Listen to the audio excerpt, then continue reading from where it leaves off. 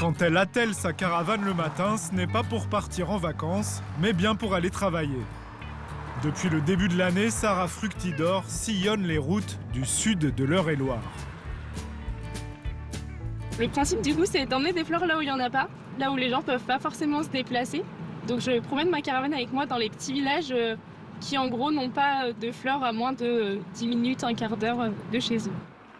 Ce matin-là, c'est à Courtalin, village de 600 âmes, que la jeune fleuriste installe sa boutique itinérante. C'est la caravane de mes grands-parents, avec laquelle on partait en vacances quand on était petit avec mon petit frère. Et elle est restée 10 ans dans un garage sans bouger. Et du coup, voilà d'où est venue l'idée de la caravane. On s'est dit pourquoi pas la rénover et en faire une boutique de fleurs.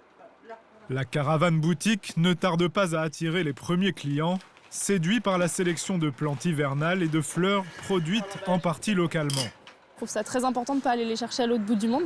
Du coup, pour la plupart du temps, mes fleurs coupées viennent soit d'Arroux, soit de Saint-Agile. Et après, sinon, je prends souvent du français, donc ça vient du sud de la France, du Var.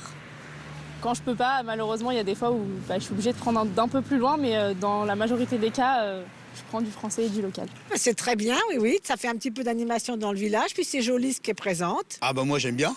J'aime bien parce qu'en plus elle est gentille, sérieuse et puis c'est de la qualité qu'avant. Pour une petite commune comme ça, c'est ce qu'il nous faut.